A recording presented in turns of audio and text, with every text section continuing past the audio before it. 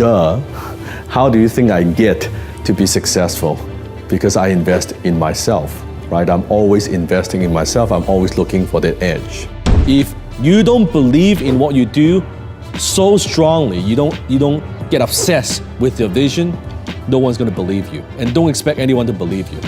Your success in life is largely determined by how clear you are with your vision. Top 10, I got a top 10. Got my motivation high for my top 10. Gotta learn from the wise women and men. All my life, like 9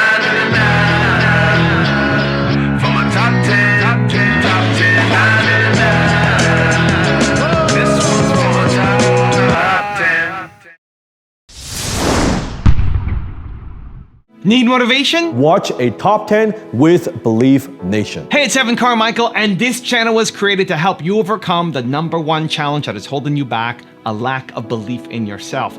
You watch these videos because you know there's something more inside you too. You've got Michael Jordan level talent at something. So get ready to stop seeking validation, just do it, and decide to make a change with Dan Lok and my take on his top 10 rules of success to give you the confidence, motivation, and belief that you need.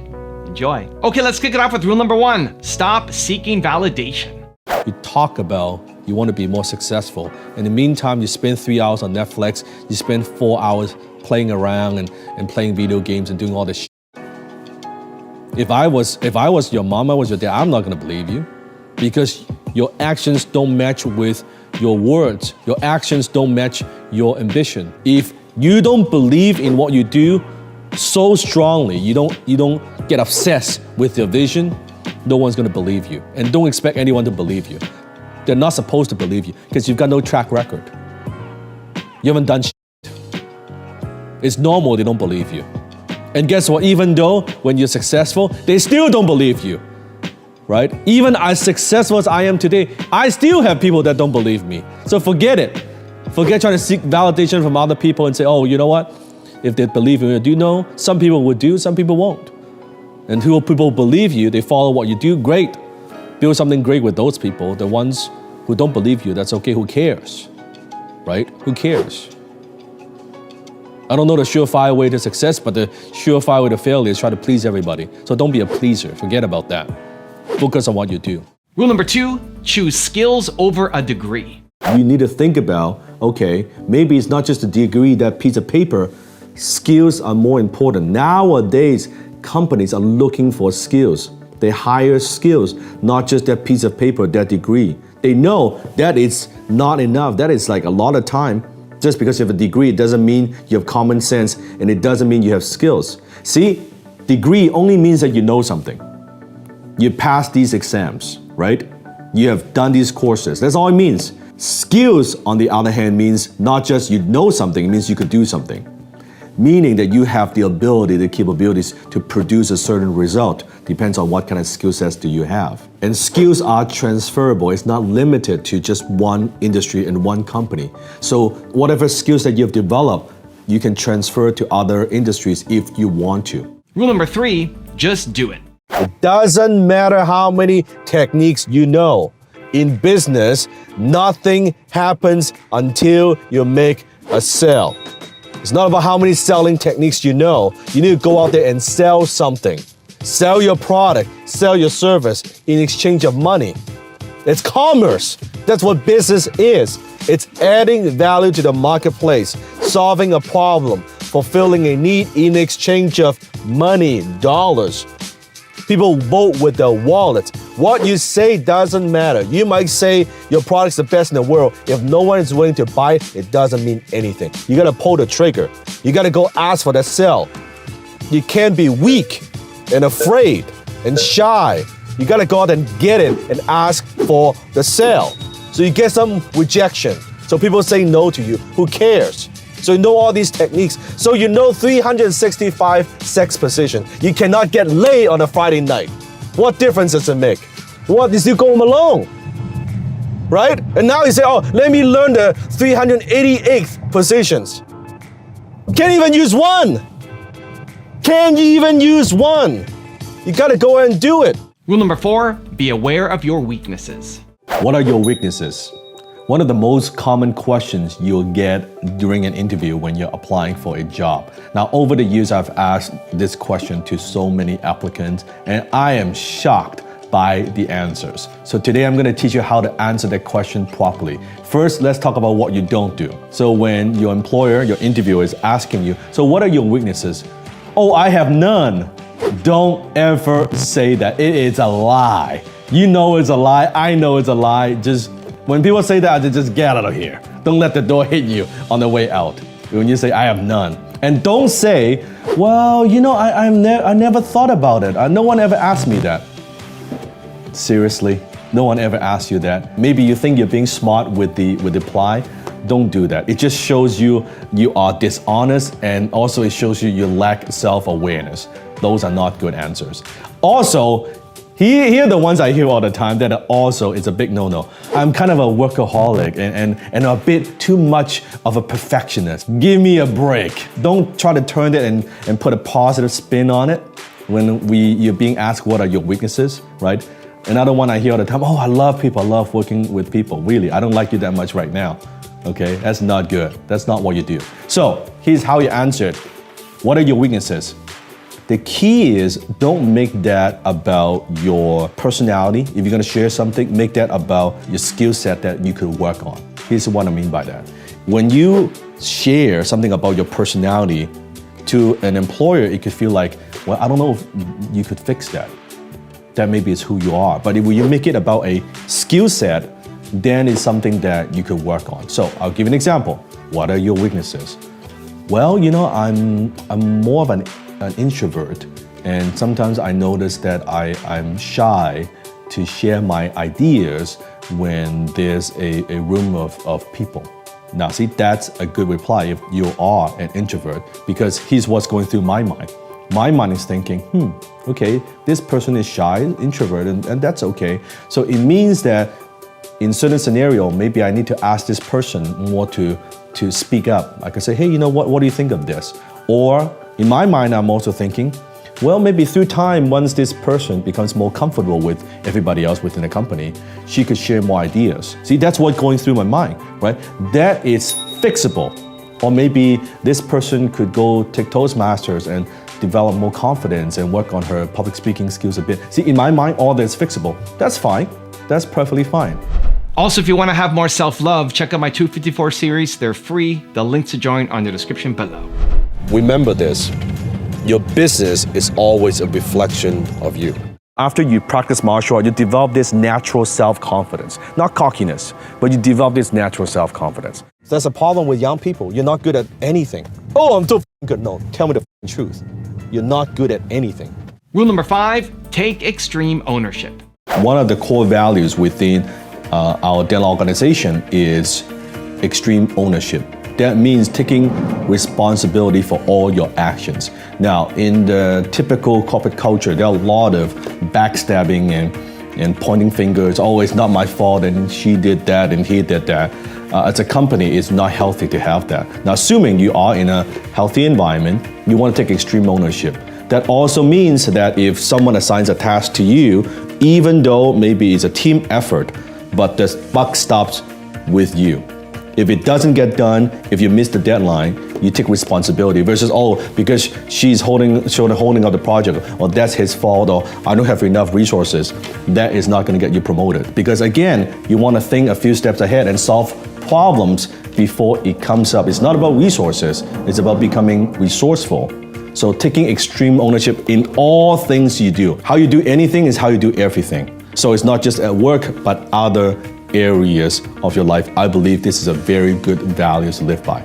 Take extreme ownership. Rule number 6, invest in yourself. I was first speaker in day 1. And after my presentation, I sat down, front row seat, kind of VIP sitting at the front, and I would just pay attention and take notes. And the second speaker came up on stage, and about halfway through his presentation, I stood up and walked towards the very back of the room. And people thought, is Dan leaving? Is he going back to his hotel room? Which could be the case because I spent a lot of energy in the first segment, right? When it's during my speech. But that was not the case. I was actually walking towards the back to sign up for the speaker's education because he had an offer that he was talking about. Now, no one moved. I was the first one to move. And the staff was asking me, well, Dan, you don't know what the offer is yet, right? I said, it doesn't matter, just here's my credit card, put in my credit card. He said, but you don't even know how much it is yet. You don't know, is it a workshop? Is it like a group of DVDs? What kind of package? Is it a book? You know what it is? I said, it doesn't matter, just put it on my credit card. And he did. After he finishes filling the form and everything, right?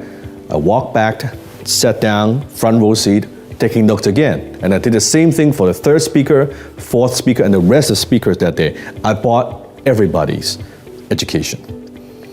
And at the end, one of the staff couldn't help. He said, Dan, I don't understand. Like, why are you investing and buying all these courses? Like, don't you teach into the marketing? I mean, you're an expert on this subject. I mean, look, I saw your presentation. I saw your screenshot. I mean, you make millions of dollars online. Like, why are you buying all these courses?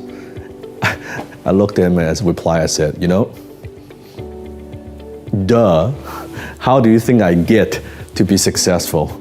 Because I invest in myself, right? I'm always investing in myself. I'm always looking for the edge.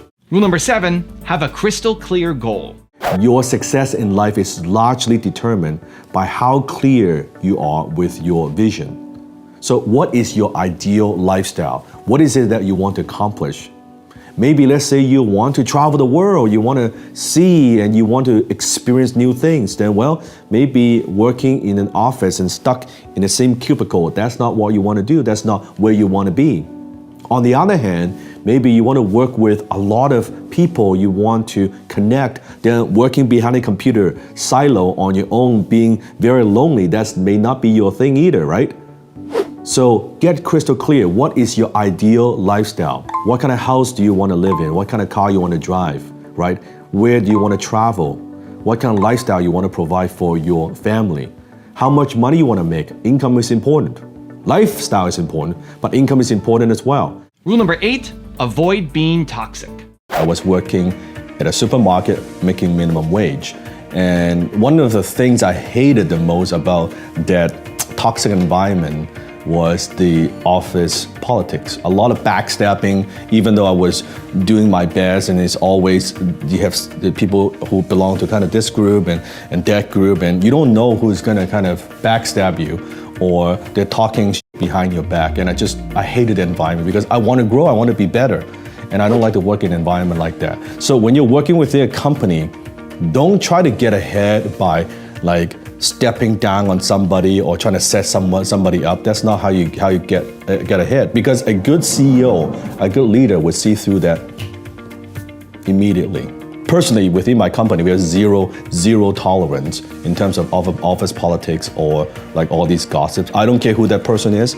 I don't care how valuable that person is. I don't care how high performance that person is. If that person is involved in doing these office politics, I will not have that person within my company, because that's how you create a toxic culture, right? And then it becomes a thing where it's a conflict. It's always a struggle.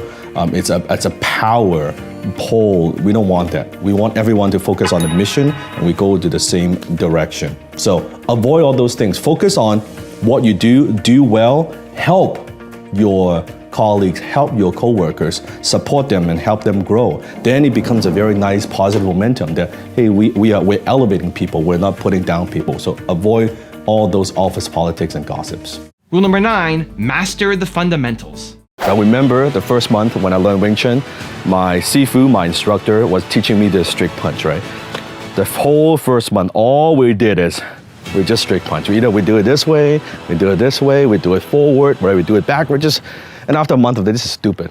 Like, this is a scam, right? I pay my tuition, Sifu doesn't do anything, just teaching me this shit. Like, what the hell is this? I was thinking, I want to learn this fancy techniques, and they're doing some cool fancy techniques.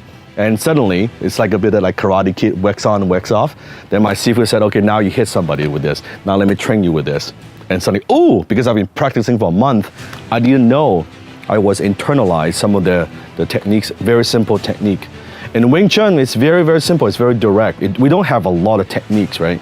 You have the slapping hand, which is which is the pak sao, right? You have the pak sao, or you have the lap sao here, right? Which is the, right, pulling hand, right? Or you have the bong sao. This is like that, right? You have the, if someone throw a hook, right, tan sao from here, and that's okay. Like, we don't have a lot of fancy techniques. It's just those fundamentals over and again, right? And that's what makes it cool. It's the application of very basic techniques, because when you are in a scenario, when you're getting attacked, what you don't want is you have a lot of techniques. You have, let's say, 100 techniques. Someone attacks you and you say, you know what, let me think about, I want to use technique 55 combined with technique 64, and then I'm going to finish him off with technique 72. No, like when in doubt, like you just hit. And you don't want to have 3-4 punches in your mind, you have one, right? And then if there's something in the way that you want to use your sensitivity and you want to do something else. But it's variation of that. And you practice for so many years with the same stuff. So fundamentals over fancy techniques. And rule number 10, the last one before a very special bonus clip, is decide to make a change. See, human beings, we are creatures of habits. We don't like to change. The problem is most people in life, they're playing not to lose instead of playing to win. If you are playing to win, it involves taking some risk. It involves stepping outside your comfort zone, doing something you've never done before. Because here's what I believe in. You think about our lifespan. Let's say our average lifespan is 65 years. Maybe it's 80 years, maybe it's 90 years, doesn't matter. Let's say we have 65 years on this planet Earth. Well, first of all, the first 18 years of your life, you're learning how to walk, how to talk. You're living under your parents' roof, right? You don't make a lot of decisions on your own, right? You're going to school, you're learning a language, you're learning how to be an adult, going from a baby to a kid to a teenager, from a teenager to an adult, the first 18 years. Now that's gone. 1/3 of your life is spent on sleeping. We need to sleep. So 1/3 of that is gone. Now, 1/3 of your life is wasted on entertainment, commute, and a lot of different things, and day-to-day laundry, right? And watching a movie, watching TVs, right? Wasting time on social media. That 1/3 is gone. So if you think about it, whatever is left, you have maybe 10, 12, 13 years that you could invest in to create the life that you want. Now, that's assuming if you don't make any mistakes. If you actually make any mistakes, meaning maybe you've lost some money in business or whatever that you want to do, even just to pay off the student loan that you've accumulated, that takes a few years. You've got this much time to create your ideal life. So for you, you've got this much time to create your ideal life. That's not a lot of time. So by not making a decision to make a career change, you are making a decision. Because your indecision is a decision. You have chosen, you have decided to stay at the same spot and not do anything about it. And the time gets shorter and shorter and shorter. Now I've got a special bonus clip from Dan on how to think a few steps ahead that I think you're gonna enjoy. But before that, it's time for the 3-point landing questions. Let's go from just watching a video to taking action. Here we go. Question number 1. What's the change that you need to decide to make? Number 2, where do you need to stop being toxic? And number 3, where do you need to stop seeking validation? And if you made it this far in the video and you are committed to taking action, give me a hashtag believe down in the comments as well. Your job is to solve problems for whoever your superior is. Could be your supervisor, could be your VP, could be your director. Doesn't matter where you are within the company. You gotta think a few steps ahead. Now, within my company, we have the kind of 3 levels of thinking everybody knows. First of all, you understand how I think, how the CEO thinks. Second, you gotta solve problems. Third, once you get very good, you should solve problems before even the problem comes up. So, know how I think, solve problems, and then solve problems before it comes up. We actually have a term within the company called, my job as the lead of the company, as the visionary of the company, my job is to drop bombs, right? And we have actually a term within the company called Bomb Squad. And their job is to catch the bomb and defuse the bomb, right? Because I will be coming up with ideas, strategies, initiatives, or relationships. I bring that to the company, but it's a team that helps to catch the bomb and then defuse the bomb. how fast you rise up to the ladder depends very much on how fast you can catch the bomb and how fast you can defuse those bombs and solve the problems for your boss. Not just doing whatever you're asked to do, but thinking just a few steps ahead. And when you do that, you'll naturally get promoted a lot faster. Hi, this is Dan Lok. If you're a fan of Evan's work, if you want to know exactly how to model my success, I want to invite you to join me for a special online training. All you have to do is click on the link below. You can join me for absolutely no charge. So click on the link below and I will see you in class.